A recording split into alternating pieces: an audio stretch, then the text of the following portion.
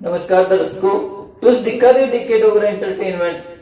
तुसें मिगी दिक्खेओ ना जां ते कोई कॉमेडी वीडियो च जां कोई गीत गांदे जां कुसै गी इंटरव्यू दिंदे होंदे, पर अज मैं पहली बार आपे कुसै दा इंटरव्यू लैन जाना। मैं अपनी भैन दा इंटरव्यू लगा लैन जिन्हें सरकारी स्कूल च पढ़िए पोजीशन हासिल की है।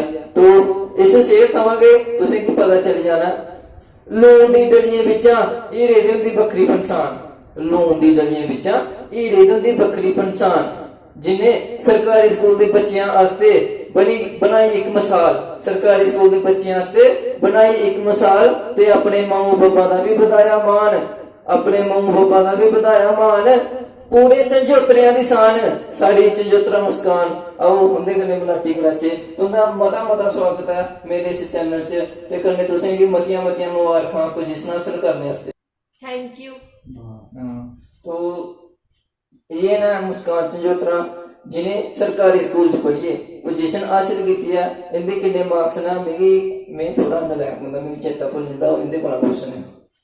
मेरे मार्क्स 483 हैं और 96.6%। 96.6 मेरे हिसाब कन्नै 97 के तुस मन्नो तो 97% सरकारी स्कूल च लैना कोई आम गल नहीं है। पर आखदा कौन है जे सरकारी स्कूलों च पढ़ाई नहीं होती।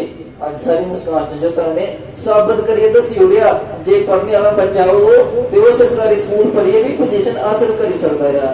ते तुसें गी भर्तियां मतियां मुबारखां ना इन्ने नंबर लैने आस्ते। तुसें साढ़ा सभनें दा मान भी बधाया। पर तुस दसो ਇਹਦਾ ਤੁਸੀਂ ਕ੍ਰੈਡਿਟ ਕੁਸੀ ਦੇਣਾ ਚਾਹੁੰਦੇ ਹੋ? मैं ये क्रेडिट अपने टीचर्स, अपने मम्मी डैडी और अपने चाचू को देना चाहूंगी।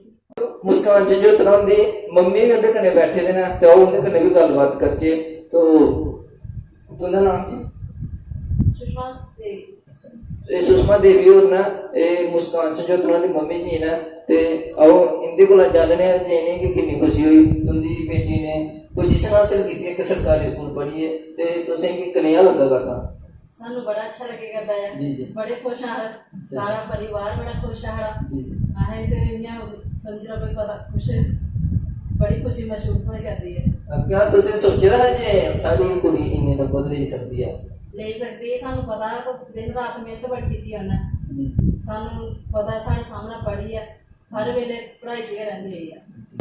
इंदे मम्मी जी बैठे बैठे ने और इन्हें की ट्यूशन पढ़ाने वाले इन्हें की रास्ता दसने वाले अभिषेक झंझोतरा ये भी मेरे बड़े भरा ने ये भी इतने बैठे ने। आओ उनके कन्नै भी गलबात करने।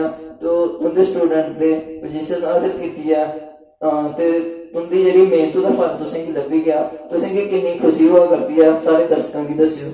सब तो पहले डीके डोगरी तुंदा बहुत बहुत थैंक यू कि तुसी अपना कोई 30-35 किलोमीटर डिस्टेंस कवर करके साडी गुड़िया दा इंटरव्यू लैन आए हो। जी जी ते नहीं साडी भी गुड़िया सी गल बिल्कुल बिल्कुल बिल्कुल ते काफी कुड़ी पढ़ने च भी बहुत ज्यादा लाइक सी ते इनू थोड़ी हेल्प चाहिदी सी कि कोई भी डाउट शॉट हुंदे सी मैनू क्या जो मर्जी तो मेरे को आते मैं डाउट क्लियर करदा। काफी इहदी कुड़ी दी अपनी ज्यादा एक इंप्रूवमेंट है। जी जी क्योंकि देखो एक इस कुड़ी दी सिटिंग काफी ज्यादा अच्छी सी, पढ़ने च इन्ना भी इंटैलीजेंट सी। बाकी मेरे थ्रू जिन्नी दी हेल्प हुई मैं सारे की ते इहदे स्कूल दा विच बड़ा बड़ा रोल है कि इस स्कूल दे उपर काफी ज्यादा अच्छा इहदे उपर लुक आफ्टर करदा सी। जी जी तो ये अभिषेक झंझोतरा जी ने जिन्हें इस कुड़ी की इस काबिल बनाया जी वो पोजीशन हासिल कर सके। तो मुस्कान झंझोतरा जी उन तुस अगे किस फील्ड च जाना चाहते हो? मैं 11th 12th से नॉन मेडिकल रखना चाहती हूँ ताकि मैं IAS बन सकूँ।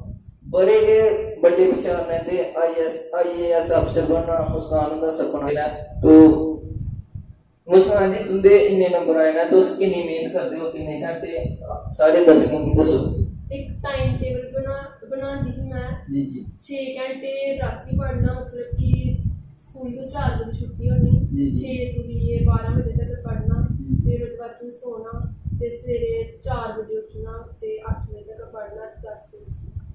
कुल मिलाइए ये कोई 10-12 घंटे 24 घंटे होंगे ना तुंदे च 10-12 घंटे मेहनत करते ते तां करी इन्ने नंबर आए ना। हुण मेरे च नलायक बच्चे हुण 1.5 घंटा पढ़ना तो सोचते पता नहीं कितना कि अस पढ़ी लिया जा। तो कोई भी इन्ने नंबर ले सकता पर उसदे वास्ते मेहनत करनी पौंदी है। देखो मुस्कान झंझोतरा उन्होंने 10-12 घंटे मेहनत की है दिहाड़ी दा ते फिर तां जाइए इंदे इन्ने नंबर आए ना। ते मुस्कान जी हुण तुस ये दसो कि सरकारी एक सरकारी स्कूल होएगा ते एक अकैडमी होएगी ते उंदे च तुसें केह् फर्क महसूस करदे हो? पढ़ना होए ते सरकारी च भी बंदा पढ़ लैंदा जी जी ते साढ़े टीचर बड़ी मेहनत करवांदे ही। जी जी उन्होंने आख्या कि कोई गल नहीं तुम इत्थे भी पढ़ो असें तुसें पूरी मेहनत करांगे कोई भी परेशानी आए उन्होंने जदों फोन करो उसदे उंदे मतलब कि आंसर देई दिंदे ही। जी सारे सवाल दे जवाब जेह्ड़े भी कोई होंदे जां फिर कदें कोई घर निक्की जी परेशानी होए ते चाचू भी करी ओड़दे ही। जी जी मेरे डैडी ते लेबर है मतलब कि फैक्ट्री च कम्म करते हैं, मम्मी मेरी हाउस वाइफ है जी जी और ज़्यादा चाचू नहीं करते।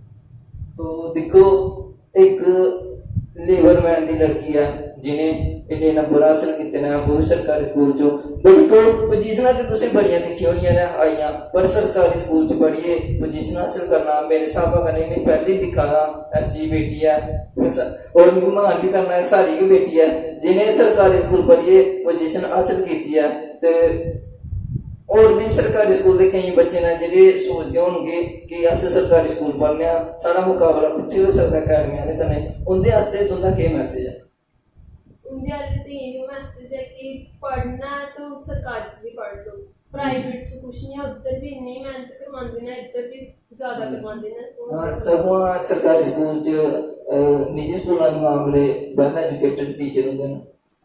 सरकारी स्कूल च इन्ने ज्यादा क्वालिफाइड टीचर होंदे हैं, प्राइवेट च कुछ इन्ने ज्यादा खास नहीं होंदे।